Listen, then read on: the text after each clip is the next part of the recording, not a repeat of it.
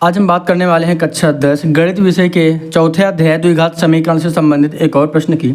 लगातार मैं आप सभी को प्रश्न उपलब्ध करवा रहा हूं। चैनल पर नए हैं तो सब्सक्राइब करिएगा और अपनी बोर्ड परीक्षा की तैयारी को बेहतर बनाइएगा। गणित विषय में कक्षा 10 में किसी भी प्रकार की कोई समस्या है, कोई क्वेश्चन नहीं समझ में आता है या कोई टॉपिक नहीं समझ में आता है तो ज़रूर कमेंट करिएगा। हम आपको उन सभी सवालों को समझाएंगे और सभी टॉपिक्स को बहुत ही आसान तरीके से आपको समझाएंगे ताकि आप बेहतरीन अंक हासिल कर पाएँ और आपको अच्छे से समझ में आए। चलिए हम यहाँ से शुरुआत करते हैं। दो क्रमागत धनात्मक पूर्णांक ज्ञात कीजिए जिनके वर्गों का योग 365 है। सवालों को कम से कम 2 बार पढ़ा करिए, ठीक है। कई बार क्या होता है, सवाल समझ में ना पाने की वजह से हम हल नहीं कर पाते हैं, तो सवाल समझने के लिए ज़रूरी है कि उसको 1-2 बार पढ़ा करिए। 2 क्रमागत धनात्मक पूर्णांक ज्ञात कीजिए जिनके वर्गों का योग 365 है। तो कर लेते हैं, कोई दिक्कत नहीं है। हमको क्या करना है, 2 धनात्मक ऐसे पूर्णांक बताना जिनके वर्गों का योग 365 है। तो यहाँ पे हम लिखेंगे, माना पहला धनात्मक पूर्णांक, क्या माना पहला धनात्मक, ध्यान रखिए क्रमागत की बात की तो क्रमागत ही रखना। माना पहला क्रमागत धनात्मक पूर्णांक तो x हो जाएगा, पहला हो जाएगा x, तो दूसरा कितना हो जाएगा,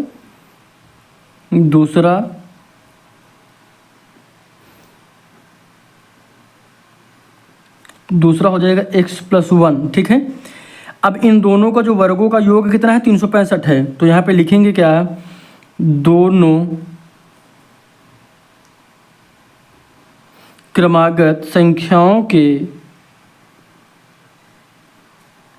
संख्याओं के वर्गों का योग बराबर कितना है, 365, ठीक है। तो एक संख्या क्या है x, तो इसका स्क्वायर कर देंगे, प्लस दूसरी संख्या क्या है x+1, इसका स्क्वायर कर देंगे, तो जो इनका योग है कितना है, वो 365 है, ठीक है। अब हल कर लीजिए, अब आसान हो गया होगा।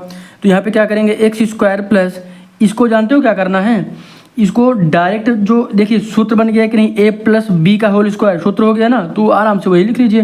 तो a² प्लस b², यहाँ पे b² प्लस 2a है तो 1x, यहाँ पे ab, यहाँ पे उल्टा हो गया, ठीक है, कोई दिक्कत नहीं, बराबर 365। यहाँ पे लिख लीजिए x² plus x² plus 1 plus 2x बराबर 365। 2 स्टेप पे हमने इसलिए कर दिया ताकि कोई भी कन्फ्यूजन ना रहे। यहाँ पे हम क्या करेंगे, देखो x और x, देखिए x² और x² मिलकर क्या हो जाएगा, 2x² प्लस 2x प्लस 1 बराबर 365, ठीक है। अब यहाँ पर इधर क्या है, ये इधर ध्यान से देखिएगा, तो ये इसमें है, प्लस में है ना, इधर आएगा तो माइनस में हो जाएगा। तो 2x² plus 2x² plus 2x plus 1 minus 365 बराबर 0, ठीक है। अब इसको इधर घटा देंगे तो क्या हो जाएगा, 2x² प्लस 2x, यहाँ पे हो जाएगा माइनस का 364 बराबर 0। कैसे हुआ समझ में आ गया ना, क्योंकि देखिए 365 से 1 घटेगा, प्लस और माइनस माइनस होता तो घट जाएगा, और चिन्ह बड़ी संख्या का लगाया जाता है। 365 के साथ माइनस लगा हुआ है, इसलिए हमने यहाँ पे माइनस लगाया है, याद रखिएगा। अब हम आगे की तरफ बढ़ते हैं। अब यहाँ पर हमको ऐसी संख्याएं लेनी हैं जिनका, ऐसी 2 संख्याएं लेनी हैं। देखिए यहाँ पे गौर से करिएगा, इसका इसके साथ क्या करेंगे, मल्टीप्लाई करेंगे, जो भी आएगा हमको उसका क्या करना है। अच्छा यहाँ पे हम चाहें तो हाँ ठीक है, अच्छा यहाँ पे आप जानते हैं क्या करेंगे, एक काम करते हैं, 728, यहाँ पर एक चीज़ गौर करिए, 2 यहाँ पे कॉमन है ना, जब हम 2 कॉमन ले लेते हैं, यहाँ पर 2 कॉमन ले लेंगे तो अंदर बचेगा x² प्लस x माइनस, इसको 2 से भाग कर देंगे तो कितना आएगा, 182 बराबर 0, ठीक है। 2 को हम इधर भेज देंगे तो 0 हो जाएगा। हमारे पास क्या बचेगा, x² प्लस x माइनस 182 हमारे पास आ चुका है, कितना, x² प्लस x माइनस 182। तो हमको ऐसी 2 संख्याएं चाहिए, जिनका गुणा करने पर 182 आए, जिनका गुणा करने पर 182 आए और घटाने पर 1 आए, ठीक है। घटाने पर कितना आए, 1 आए। देख रहे हैं, याद रखिएगा हम इसके साथ मल्टीप्लाई कर रहे हैं तो हम x को नहीं जोड़ रहे हैं, ठीक है। बाकी 182 एक्स स्क्वायर आना चाहिए यहाँ पे, ठीक है, ये याद रखिएगा। मैं कई बार बताता हूँ लेकिन एक्स को लिखता ज़रूर हूँ, याद रखिएगा इस बात को। तो यहाँ पर हम क्या करेंगे, यहाँ पे लिखेंगे x square plus 14x minus 13x, यहाँ पे हो जाएगा 182 बराबर 0, ठीक है। हमने x लिखा है कि नहीं लिखा ये याद रखिएगा, क्योंकि हम 182 यहाँ पे लिखते हैं तो आप लोग ये ना सोचिएगा कि नहीं 182 लाना, क्योंकि इसका जो यहाँ पे जो संख्या रहती है 182, इसका गुणा किया जाता है यहाँ पर जो भी संख्या होती है। तो यहाँ पर x है यानी एक्स स्क्वायर है, तो यहाँ पर टोटल कितना आएगा 182 एक्स स्क्वायर। तो हमको ऐसी दो संख्याएं लेनी है जिनका गुणा करने पर 182 एक्स स्क्वायर आए।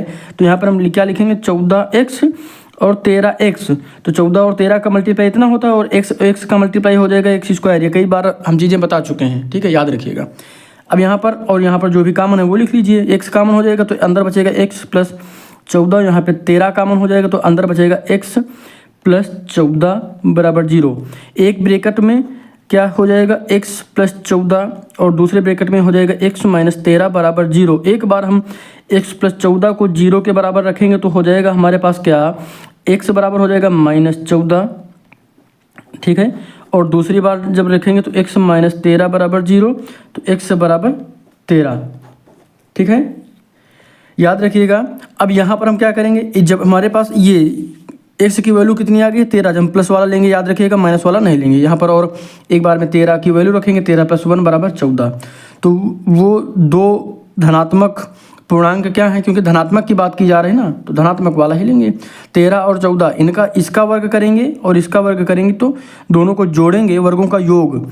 तो वर्गों का योग करके चेक करिएगा, 13 का वर्ग और 14 का वर्ग जब जोड़ेंगे, जो भी वर्ग आएगा वर्गों को जोड़ेंगे तो 365 आएगा, ठीक है। तो 13 और 14 ये दो ऐसी संख्या हैं जिनका वर्गों का योग 365 होता है। तो आसानी से तरीके से हम आंसर पता कर सकते हैं। यूपी बोर्ड की बेहतर तैयारी के लिए हमारे साथ जरूर जुड़िएगा। गणित की पूरी तैयारी आपको यहाँ पर करवाई जाएगी। सब्सक्राइब जरूर करिएगा। धन्यवाद।